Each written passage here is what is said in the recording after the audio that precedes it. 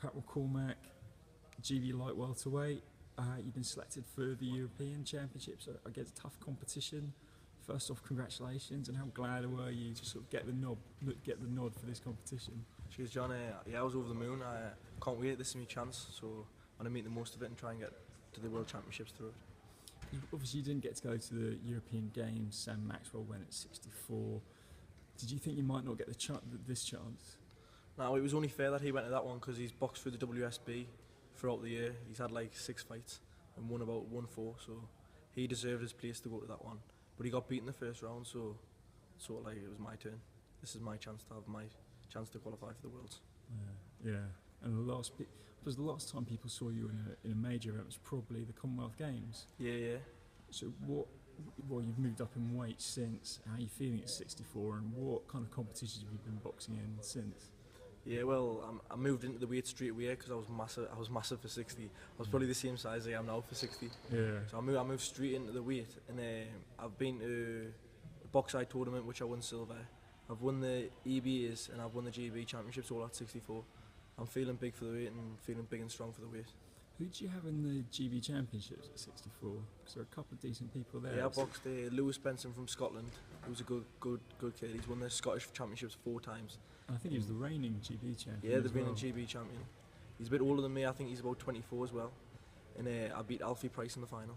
Yeah, and so you boxed Alfie in the ABA final. Yeah, I boxed him twice and beat him both times. And he's pretty good, isn't he? He's quite a type. Yeah, well, he just tries to spoil the fight. He doesn't really try to throw anything, and because we're both like counter punches, so we're both really waiting. So I just had to push on and make him make mistakes and then make him pay. So it was a bit of a clash of styles, that one. Yeah, as well. a bit of a clash of styles that like made a bit of a boring fight. And how have you been sort of preparing for these Europeans coming up? Has it just been here at the GB gym? Well, I've been training through the week, like Monday to Thursday. I've been running on a Monday morning and then training all the GB camp from Monday to Thursday. And then I've been going home and doing one-to-one pads with my club coach on a Friday and Saturday. And that's Graham Rutherford? Yeah, Graham Rutherford. Yeah. So what kind of things have you been working on with you? Just loads of different things, just working on the back foot, working on the front foot, slipping, working inside, everything.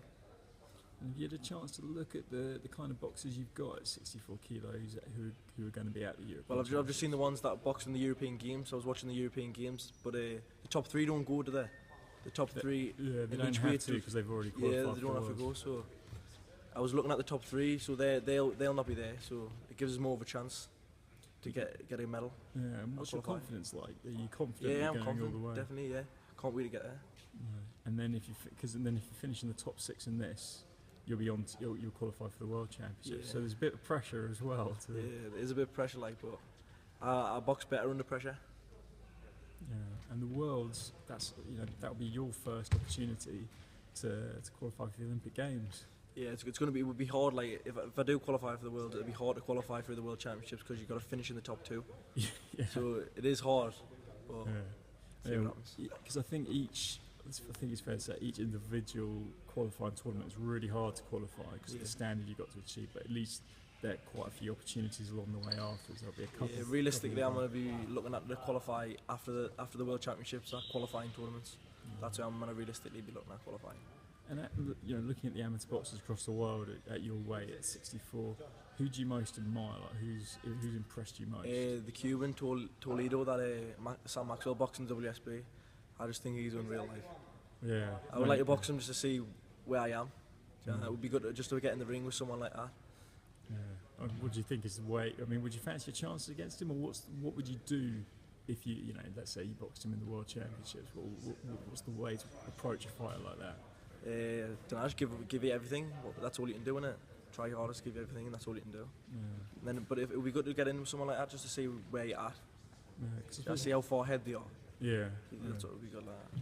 So he's a counter puncher, isn't he? But he can't, when he gets aggressive, he's vicious as well. Aye. I mean, how do you describe your own style? Are you a counter puncher? Yeah, counter puncher. I like to box from the centre.